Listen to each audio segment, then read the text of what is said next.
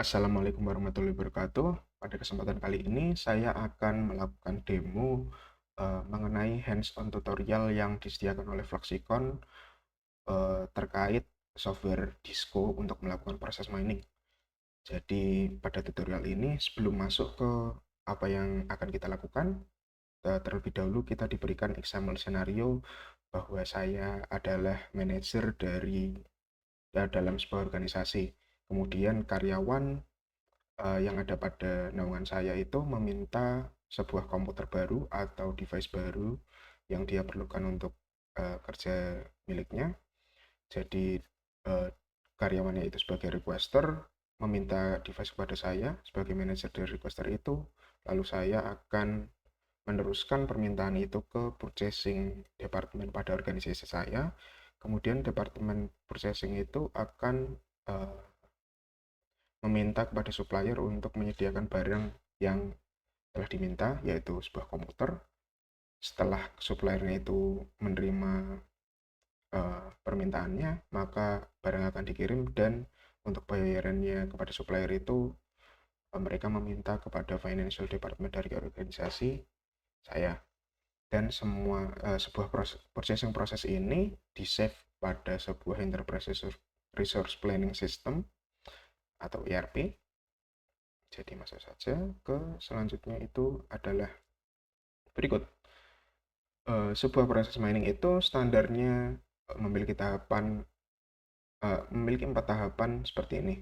Yang pertama dimulai dari question, kemudian data extraction, data analysis, dan presentation. Yang dilakukan itu dapat dilihat pada list yang ada di bawahnya. Jadi masuk saja ke yang tahapan pertama, yaitu tahapan question. Pada tutorial ini kita menanyakan 3 pertanyaan utama, yaitu yang pertama, proses yang terjadi pada data yang kita miliki atau processing example.csv itu seperti apa sih. Kemudian berdasarkan data yang ada, apakah kita telah memenuhi performa target yang diinginkan, yaitu uh, processing proses yang tadi itu terjadi selama 21 hari maksimal. Kemudian apakah ada deviasi yang terjadi pada processing proses yang telah ditentukan. Jadi kemudian pada tahapan kedua itu adalah data extraction. Kita sudah memiliki CSV datanya yang didapatkan dari ERP organisasi. Kemudian pada tutorial ini kita akan berfokus pada tahapan ketiga, yaitu melakukan data analisis pada proses mining. Jadi pada step 1 kita bisa melakukan inspect data terlebih dahulu pada CSV yang telah di-download menggunakan software seperti Excel atau text editor lainnya. Dan uh, pada tampilan ini bisa kita lihat bahwa ada beberapa kolom, yaitu case ID yang menunjukkan apa event ini tergolong pada case ID berapa, lalu start timestamp dan complete timestamp untuk menunjukkan awal dan akhir sebuah proses itu seperti apa, lalu activity yang menunjukkan proses yang terjadi itu pada saat itu apa, lalu resource dan role. Kemudian masuk saja ke penggunaan aplikasi Disco. Yang pertama itu adalah import data. Jadi langsung saja saya contohkan. Untuk import data itu berikut adalah tampilan Disco yang awal. Saya buat full screen saja.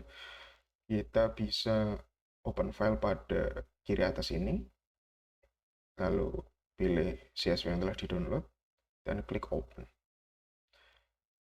Untuk menentukan, kemudian kita harus menentukan kolom yang akan digunakan berdasarkan pilihan yang ada di atas ini. Jadi dimulai dari kiri, case ID sudah terpilih dengan benar untuk case ID, lalu start timestamp sudah terpilih sebagai timestamp keduanya.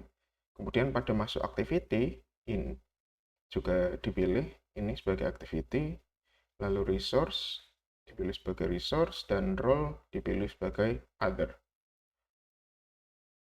Apabila sudah benar, sudah sesuai, dapat diklik pada kanan bawah untuk start import. Nah, ini merupakan tampilan awal apabila import sudah dilakukan. Kemudian, tahapan yang bisa dilakukan selanjutnya, step 3 adalah inspect proses yang ada. Dapat dilihat pada awalnya itu, apabila kita zoom pada proses map dari dataset ini, scroll ke atas, ini merupakan start point dari processing proses yang terjadi. Lalu dapat dilihat bahwa berikut merupakan keseluruhan dari proses map yang terjadi pada sebuah processing proses.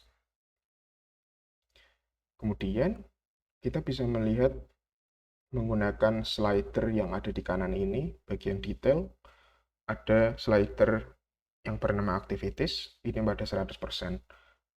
Activities ini menunjukkan bahwa ya activity yang ditampilkan pada proses map ini secara keseluruhan. Jadi apabila kita menurunkan atau ya semisal dibuat 0% aktivitas untuk ditunjukkan, maka yang ditunjukkan pada proses map itu adalah activity dari purchase proses yang paling sederhana. Jadi ini adalah proses yang mandatory untuk dilakukan untuk melakukan sebuah processing proses. Dimulai dari create process requisition hingga pay invoice dan berakhir prosesnya. Jadi kita buat 100 lagi. Kemudian pada slider kedua itu ada slider path, di mana slider path ini mengacu pada setiap cabang yang terjadi. Jadi ini apabila kita set 0%, maka yang ditunjukkan itu adalah cabang yang sering kali terjadi. Tapi apabila kita membuat slidernya menjadi 100%, kita juga akan melihat ditunjukkan path yang termasuknya itu tidak atau jarang sekali terjadi pada setiap cabang. Jadi ini tadi path yang 3 ini tidak ada, maka ditunjukkan karena tadi apabila pada path yang 0% itu dapat dilihat pada berikut main process requisition untuk panah keluarnya itu adalah 8 ke analyze process requisition kembali, tapi 3 case yang ada itu tidak ditampilkan.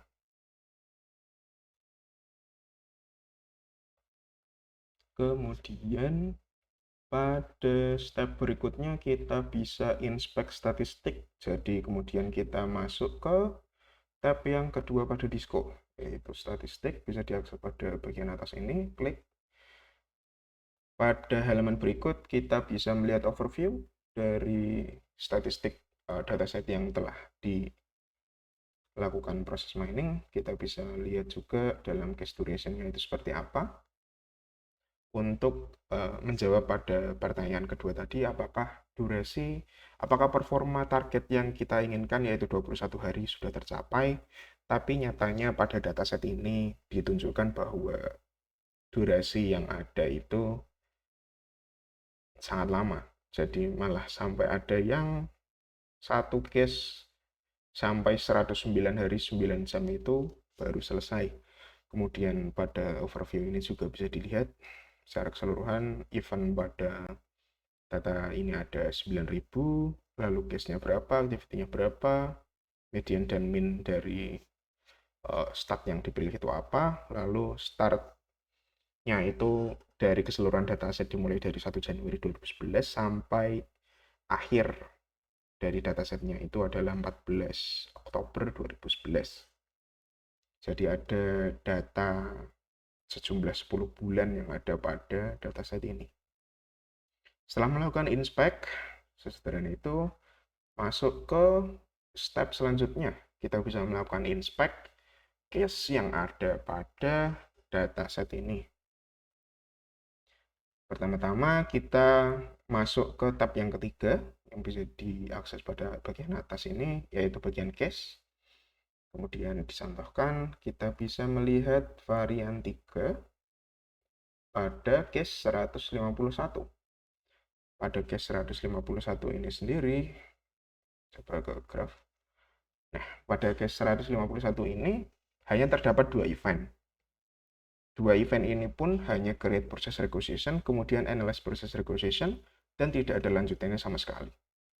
Hal ini karena pada processing proses pada case 151 itu telah dibatalkan pada analyze process requisition dan tidak dilanjutkan ke aktivitas selanjutnya. So, bisa dilihat dari tabel pada date-nya kapan, time-nya kapan, durasinya kapan, setelah 7 menit dibatalkan pada activity kedua, yaitu analyze process requisition. Setelah itu kita bisa kembali ke map untuk melihat yang tadi. Misalkan ini tadi kan case 151 dibatalkan pada tahapan kedua, yaitu analyze process requisition, dapat dilihat di map. Analyze process requisition. Jadi dari create process requisition dan analyze process requisition ini nanti itu termasuk case yang langsung meloncat ke end process yang dicontohkan pada mapnya ini kan. Dari analyze request for quotation ini langsung meloncat dengan garis putus-putus ini ke endpoint. Jadi ini merupakan garis-garis yang diloncati karena proses processingnya itu telah dibatalkan dan tidak diselesaikan.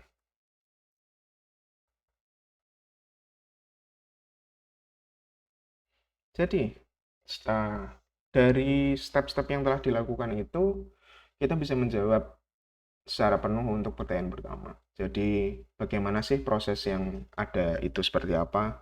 Jadi proses mapnya kan sudah ditampilkan, lalu juga kita bisa melihat mana sih proses yang stop itu seperti apa melalui tadi antara ini, atau misal path-nya apabila ditunjukkan 100%, kan juga bisa lihat dari tadi yang ke 151, analysis process acquisition langsung meloncat ke endpoint karena prosesnya telah dihentikan.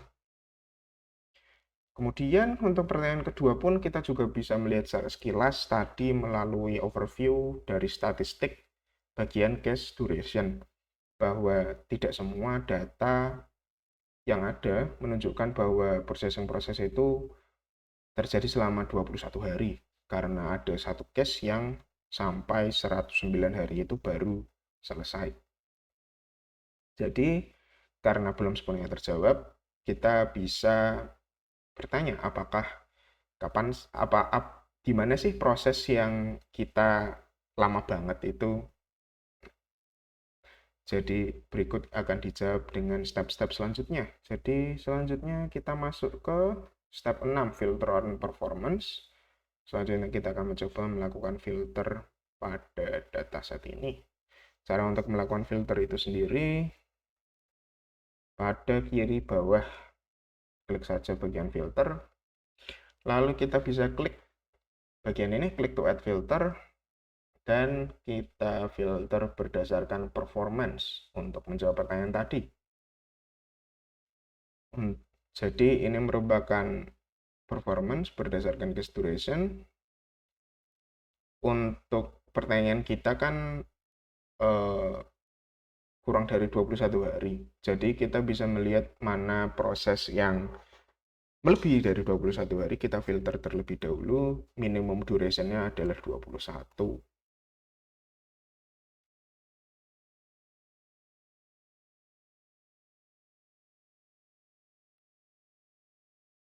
Ya, 21 hari.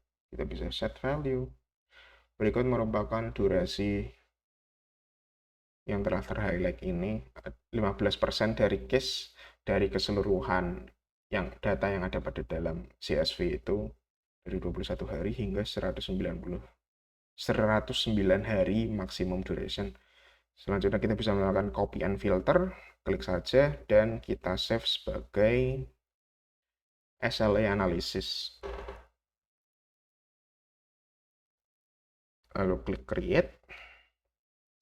Nah, kita sudah ada pada dalam SLA analysis.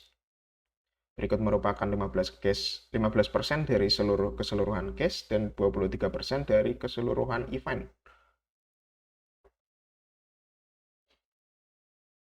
Pada SLA analysis ini, kemudian kita masuk ke step berikutnya, yaitu visualize bottlenecks. Mana sih yang proses atau tahapan yang menyebabkan bottleneck itu?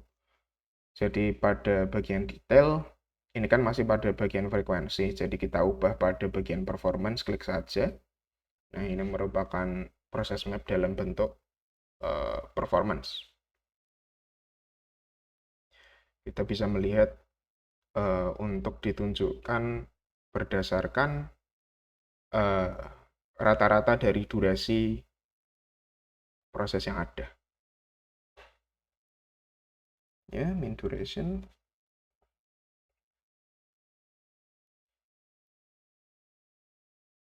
Jadi kita bisa melihat bahwa bottleneck yang paling sering itu adalah berdasarkan panah yang paling pekat. Jadi bottleneck itu terjadi pada analyze request for quotation. Karena pada sini, karena dari atas pun tidak apa-apa, namun dari bawah itu menimbulkan dua proses yang melakukan loop berkali-kali selama 14 hari rata-ratanya. Kemudian kita juga bisa melakukan animasi proses yang telah terjadi itu seperti apa sih data yang telah terjadi. Jadi kita bisa klik pada bagian tengah bawah ini, bagian animation, creating animation, oke, lalu klik play pada bagian kiri bawah. Zoom sedikit. Jadi titik ini menimbulkan proses yang dimulai dari awal.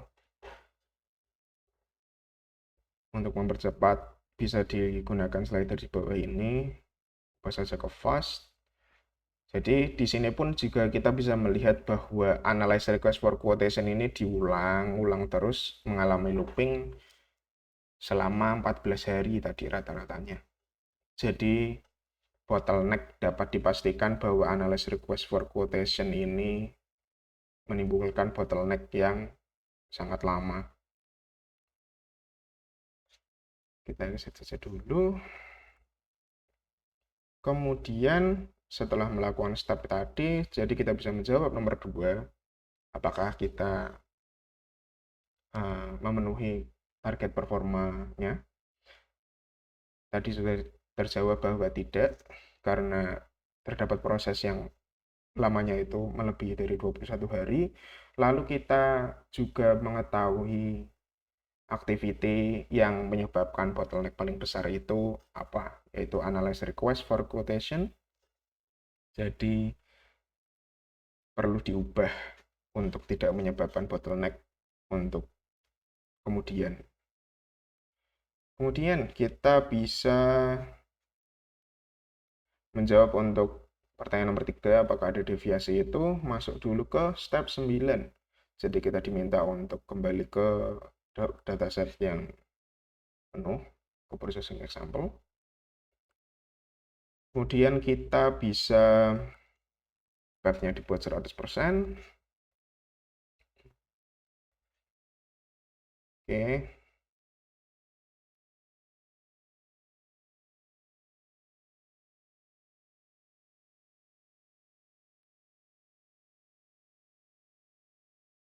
Dari ini kita bisa scroll ke bawah dan kita bisa melihat, kita akan mencari deviasi. Dan tadi kita mengetahui bahwa dari filter activity tadi kan terdapat proses yang terbilang mandatory untuk dilewati, ditunjukkan dengan warna biru.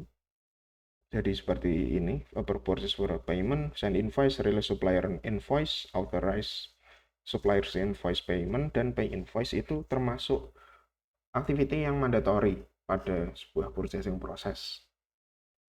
Jadi untuk menemukan deviasi, kita dapat melihat branch atau cabang yang seperti ini. Dapat dilihat pada activity send invoice terdapat cabang sejumlah 10 kasus, 10 case, di mana 10 kasus ini telah melakukan skip atau melewati tahapan mandatory release supplier invoice dan langsung ke tahapan selanjutnya, authorize supplier invoice payment. Untuk ini kita bisa melakukan klik pada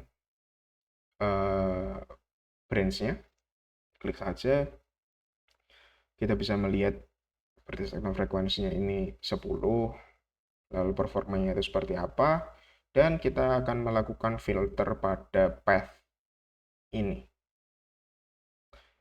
Nah, kita bisa melihat, kita kan tadi dari send invoice langsung ke authorize supplier invoice payment tanpa melewati activity yang tadi telah dilewati. Kemudian setelah melakukan itu, kita bisa copy and filter lagi dan di-save ke skip invoice release. Karena tadi invoice-nya kan langsung di-skip dan langsung authorize pembayaran terhadap supplier.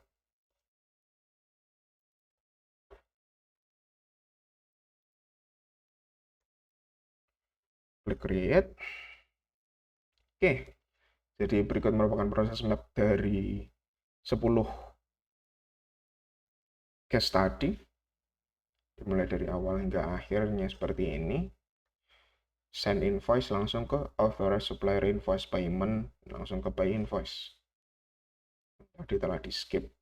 Kemudian kita bisa masuk ke case untuk melihat seperti apa sih 10 kasusnya itu yang bisa dilihat dari 1 hingga 10.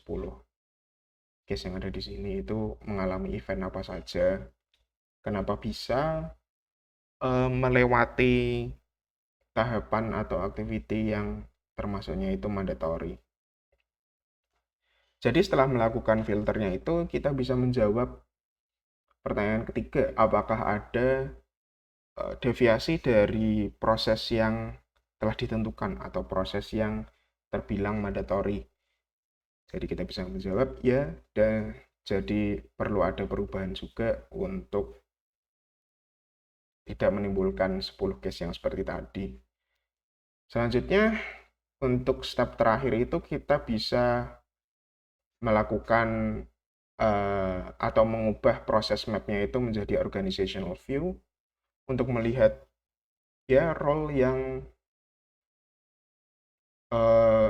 urutan dari role pada proses map itu seperti apa. Jadi kita bisa masuk ke processing example yang tadi dan klik reload untuk mengubah jadi activity. Jadi untuk activity-nya itu akan dibuat other dan role-nya itu akan dibuat activity. Jadi dibalik, kemudian diimport lagi. Nah, jadi dengan ini kita bisa melihat apa sih urutan dari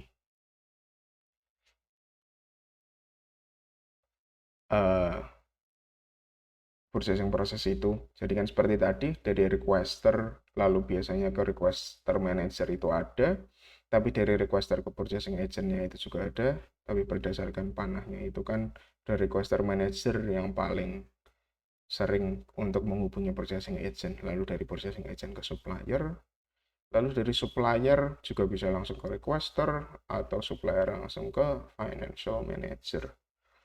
Ya, jadi seperti itu untuk demo kali ini. Untuk hands-on tutorial yang telah disediakan oleh Fluxicon untuk melihat data analisis dari sebuah proses mining terhadap purchasing example.csv. Sekian dan terima kasih. Wassalamualaikum warahmatullahi wabarakatuh.